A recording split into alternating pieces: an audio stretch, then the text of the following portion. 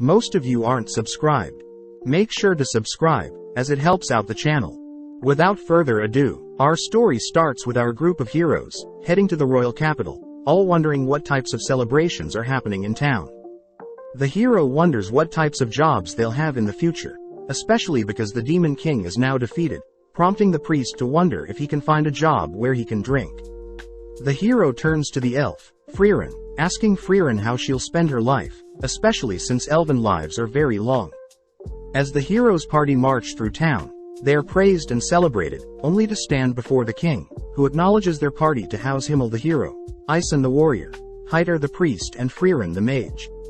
Thanking the heroes for slaying the Demon King, we cut to that night where the town is celebrating their newfound peace, cutting to Himmel, who tells everyone that there will be statues of them erected. As Frieren mocks the town for only giving them 10 copper coins when they first started their adventure, Heider states that everything is now behind them and instead they should celebrate.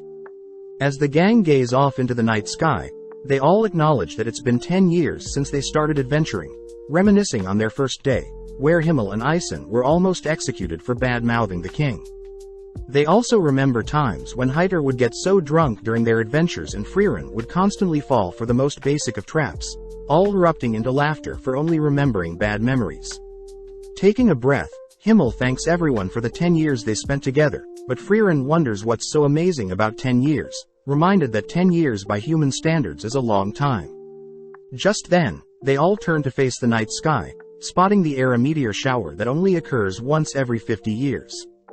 As the gang bicker about not getting to see the full beauty of the meteor shower from the city, Frieren utters that she'll take them to a better location next time they see it, making Himmel chuckle, grateful for the memories. The next morning, the party bid goodbye to Frieren, who plans on exploring the central lands to collect and learn more spells. As Frieren leaves, the others wonder how old Frieren truly is, cutting to several years later when Frieren has explored different locations, learned many new things, and has achieved many new goals. When Frieren visits a shopkeeper asking for a shadow dragon's horn, the shopkeeper states that shadow dragons haven't been alive for around 20 to 30 years, disappointing as Frieren needs a shadow dragon horn for her experiments. Frieren remembers that Himmel collected a shadow dragon horn in the Demon King castle, reasoning that she'll visit to watch the meteor shower with everyone whilst also collecting the shadow dragon horn. As Frieren walks through the capital, she's amazed to see everything has changed over the years, hearing Himmel's voice, but as she turns around, Frieren realizes that Himmel has grown quite old. Himmel states that it's been 50 years, both sitting down, only for Frieren to ask about the dragon horn. Remembering the memories from collecting the horn, Himmel happily gives Frieren the horn, telling Frieren that although she doesn't treasure the dragon's horn as much, Himmel himself never forgot the time spent collecting the horn. As Frieren heads outside to deliver the horn, she wonders what's the big deal about a lousy dragon's horn, only to head inside, asking Himmel to head out for the meteor shower. As they leave town, Frieren greets Isen and Heider, who are amazed to see Frieren hasn't aged one bit, but Frieren is still against Heider patting her head. Frieren praises Isen for seeming the same since they last met, something they all know is due to Isen's dwarf heritage. As they begin to head off, Frieren tells them that the spot she picked out takes a week to travel to, but seeing as this is like the old days, they all gladly follow Frieren. As the gang tells stories over campfire and battle monsters like the old days, they all eventually make it to a lake, where Himmel thanks Frieren for their final adventure together, completely captivated by their final meteor shower together. With some more time passing, Himmel's finally passes, prompting Frieren and the others to attend Himmel's funeral, but Frieren is scolded for not showing any emotions, making her wonder what this strange feeling that is bubbling up inside her. As the day proceeds, Frieren begins reminiscing on her time with Himmel, all whilst watching his casket be buried, only to break down crying, regretting not spending more time to get to know Himmel better. A few days afterwards, Heider reveals that he'll be heading back to the Holy City, getting one last look at Frieren as Heider states he'll probably pass away soon due to all the drinking. As Heider bids Isen and Frieren farewell, Frieren reveals that she will be starting her new exploration into humans, asking Isen to accompany her on her new journey, but Isen reveals that he too has grown old, asking Frieren to not to look so sad. Seeing as there is nothing left, Frieren bids Isen farewell, both heading in the opposite directions, only to cut to 20 years after Himmel's passing, where Frieren is lost in the forest outside the Holy City.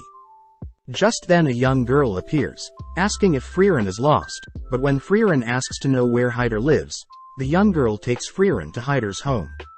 Happy to hear that Heider is still alive, Heider admits that it wasn't too easy to pass away, happy to hear that Frieren has brought some alcohol for his grave, but Heider reveals he had stopped drinking ages ago. Seeing the adorable girl serve herself and Heider some tea, Frieren learns the girl's name is Fern, a war orphan from the southern lands. Frieren finds it unusual for Heider to adopt Himmel's kindness, but Heider is more curious as to why Frieren is visiting him, pleased to hear that Frieren just so happened to be visiting whilst on her adventure to learn more about humans. Pleased to hear this, Heider asks if Frieren would be willing to take Fern as her apprentice mage. But Frieren is sternly against this, reminding Heider how easy it is for apprentice mages to pass away during battle. Understanding of Frieren's decision, Heider gives Frieren an ancient grimoire from the tomb of Uig the Sage, a book meant to contain lost spells for resurrection and immortality. Amazed that such a grimoire still existed, Frieren states that it'll take at least 5 to 6 years to decipher the text, but upon hearing this Heider reveals that he is indeed quite afraid of dying, asking for Frieren to give him the slightest hope for immortality. As repayment for the grimoire, Frieren agrees to teach Fern some spells, cutting to later that day where Frieren had finally managed to track down Fern waiting for her on the cliff of a forest, impressed that Fern is able to conceal her mana so well. Fern states that Heider will give Fern the title of mage if Fern manages to blast a hole in a boulder across from them, something Frieren praises Heider for setting Fern. Out of nowhere, Fern conjures a powerful beam of magic, but the beam falls short of reaching the boulder, giving Frieren some motivation to teach Fern, happy to hear that Fern likes magic just like herself. Taking Fern to a nearby waterfall, Frieren tells Fern that long-range magic consists of 3 key factors, these being mana capacity, strength of firing the spell and the level of the mage itself. When Fern confirms she knows this already, Frieren states that Fern's spell falling short means Fern is lacking in mana firing strength, something Fern will need to spend time on. Seeing Fern upset, Frieren reminds Fern that her magic control is still very high, something very unique especially for such a young age. That night, Frieren shares a meal with Heider and Fern, only to end the night by studying the grimoire. With several years of Frieren training Fern, all 3 spending time together and Frieren deciphering the grimoire, Frieren reports to Heider that Fern has grown so much in 4 years. With Heider happy to hear that, Frieren mentions how she'll probably finish deciphering the grimoire before Fern becomes a fully fledged mage, but as Frieren turns to check on Heider's reaction, she spots Heider has collapsed. As Frieren moves Heider to his bed, Heider apologizes for the trouble, asking Frieren to not look so sad. With Frieren promising to decipher grimoire fast, Frieren first heads out to inform Fern that Heider has collapsed, asking Fern to halt her training to look after Heider. Sadly, Fern states that if she stops now, she won't be able to show Heider how strong she's gotten before Heider passes, revealing that Heider was the one that saved her. Flashing back, a young Fern is seen grasping onto a necklace with a picture of her family, wondering if she should take her own life. Out of nowhere, Heider appears, advising Fern to reconsider her actions as Heider once had a friend that had passed away. Heider states that his friend was the epitome of justice, and Heider had wished that his life was taken instead of his friend, but since his friend is no longer with him, Heider states that he'll stay alive to ensure the memories of his precious friends live on. With the young Fern remembering the memories she had with her family, Fern in the present declares that Heider had always feared of leaving Fern alone. Therefore Fern states that she wants to show Heider she can fend for herself before Heider passes away. With Frieren understanding Fern's wishes, Frieren states that she'll allow Fern to do as she pleases, heading back to continue deciphering the grimoire. As more time passes, Fern is seen continuing to improve her mana capacity and firing strength, all whilst Frieren finishes up deciphering the grimoire, only to ask if Heider already knew the grimoire didn't contain any spells to bring back the dead nor immortality. Heider reveals that magic for immortality doesn't exist, happy to hear that Frieren now considers Fern a mage, meaning Frieren can finally take Fern with her on her travels. With Frieren realizing Heider had tricked her into training Fern, Heider states that her reward is in the nearby drawer, asking for Frieren to take Fern and leave by tonight. Frieren calls out Heider for trying to act tough, revealing that Fern has been waiting to say goodbye to Heider, breaking down as Frieren orders Heider to spend his remaining time with Fern. As Frieren goes on a walk, Frieren learns that Heider had saved Fern, knowing that Himmel would have done the exact same thing, leaving Heider and Fern alone, only to confirm that Fern had managed to reach the boulder. The next day marks the death of Heider, prompting Fern and Frieren to pour out some booze on Heider's tombstone, only for them to head elsewhere. With 26 years passing since Himmel's death, Fern and Frieren continue to adventure together, both completing tasks in order to acquire new spells. Their most recent spell produces warm tea, whereas some previous ones involved removing rust from bronze statues and turning sweet grapes sour. As the two head to their next adventure, they meet up with an old lady, guided to an old statue of Himmel. The lady reveals that her town was attacked by a monster years ago, but luckily Himmel had arrived and saved them, ultimately leading to a statue of Himmel being made of him. When the old lady mentions how sad it is to see the statue all beat up, Frieren corrects her, stating that it's Himmel's fault for accepting a statue of himself be made, something that reminds the lady that there was an elf with Himmel at the time. Without saying any more, Frieren helps clean up the statue, pleasing the lady, but the old lady finds it sad that the scenery around the statue is too plain. Before Frieren can use a spell to grow some flowers, Frieren suddenly remembers Himmel's favorite flower, the blue moon weed. As the old lady takes them back to her home, she's surprised to hear Frieren knows about the blue moon weeds, as they used to grow in a nearby forest, but have since long died out. Seeing Fern acting weird, Frieren asks to see what Fern is hiding, discovering that Fern has been hiding seed rats in her coat, intending on setting them free. With both girls heading out, Frieren states that they'll be heading to the nearby forest in hopes of finding some blue moon weeds, something Frieren acknowledges is for her own selfish desires. With several months of Frieren and Fern searching for the blue moon weed, the girls grow used to spending time in town, with the old lady and out in the fields. One day, Fern has a chat with the old lady, sad to see that Frieren is fixated on searching for this non-existent flower, even though Frieren could be saving lives. Hearing Fern so intellectually convey her feelings, the lady hands Fern a bag of seeds, asking Fern to tell Frieren how she truly feels. Mustering up the courage, Fern tells Frieren how she feels, prompting Frieren to apologize, as she promises to end her search soon. Fern demands to know when, but Frieren points out that a nearby seed rat is leaving behind a trail and that they should follow it. As the girls chase after the seed rat, Fern wonders why Frieren is so fixated on collecting spells, but Frieren states she only started collecting spells because a special someone had begun complimenting her knowledge on spells. As both girls stop in front of an abandoned building, Frieren states that seed rats often hide seeds in different locations, but when Frieren catches a blue petal, Frieren leaps onto the top of the building. Flashing back, Frieren remembers a time when Himmel had told Frieren his favorite flower was the blue moon weed, hoping to show Frieren one day. On top of the building, Frieren is amazed to see so many blue moon weeds, grateful to finally lay eyes on them.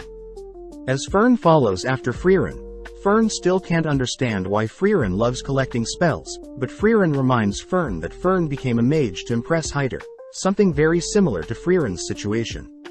As the girls return to show off their work to the old lady praises the girls for decorating the statue, but before Frieren leaves, she repays Heider for his gift in the past.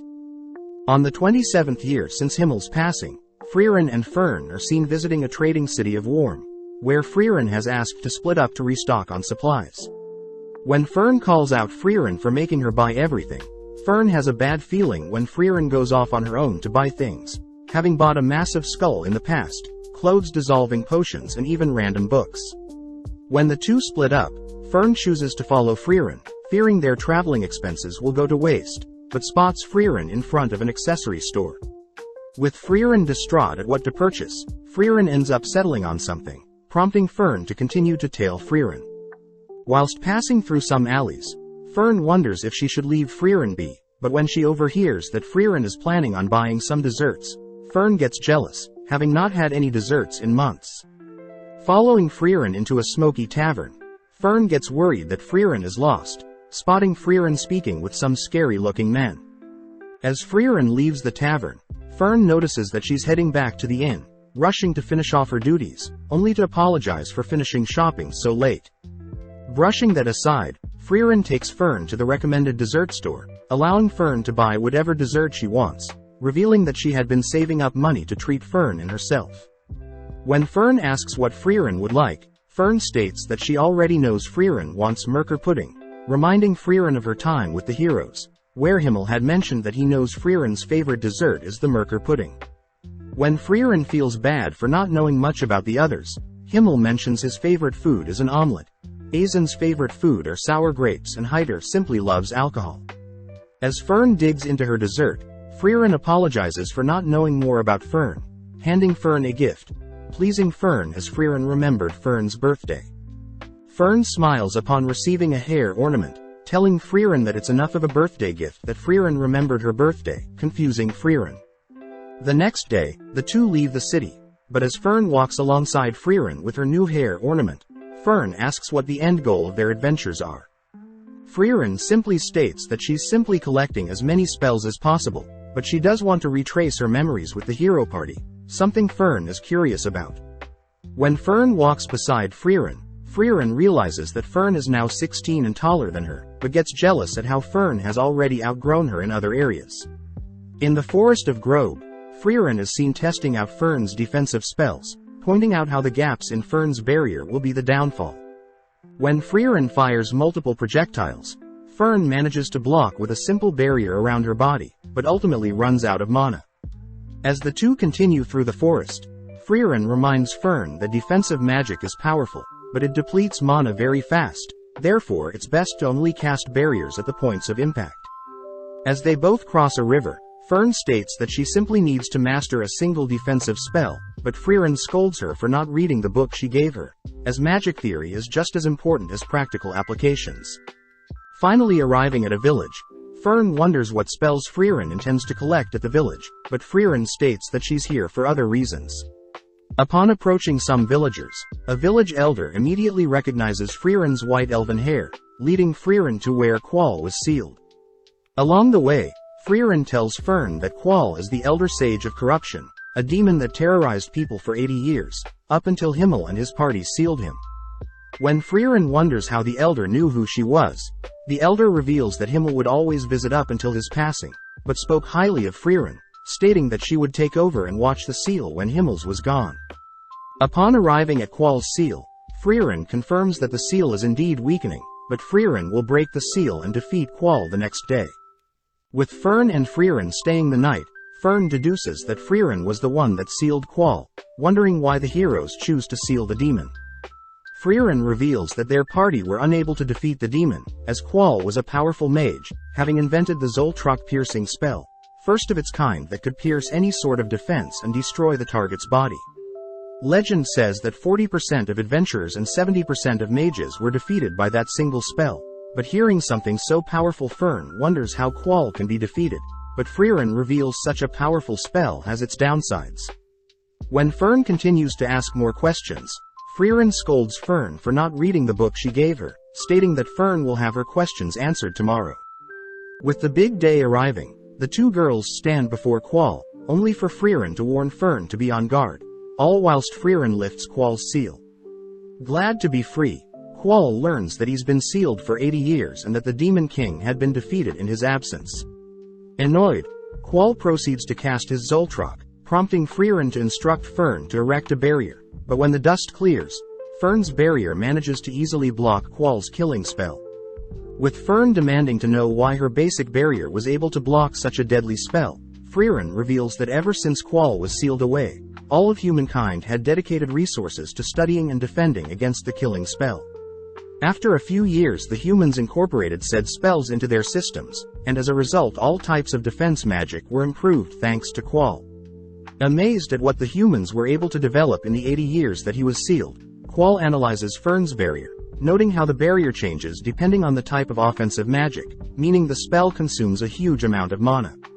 As Qual erupts with power, Frieren orders Fern to protect both of them as efficiently as possible, prompting Fern to erect barriers only in the location of Qual's projectiles. Unleashing a massive beam of magic, Qual is impressed that Fern is still able to block his overwhelming magic, but spots Frieren is now floating in the sky, helplessly watching as Frieren casts her own Zoltrak killing spell. As Qual begins to disappear, Frieren and Fern head back to the village where Frieren is thanked by the village elder, grateful that they can now live in peace. When the elder hands Frieren his hat, Frieren recognizes the elder as the cheeky brat that flipped her skirt when they first sealed Qual. As the girls leave by carriage, Fern is seen finally reading the book Frieren gave her, but Frieren is glad that she could fulfill Himmel's trust and bring peace to the village once and for all.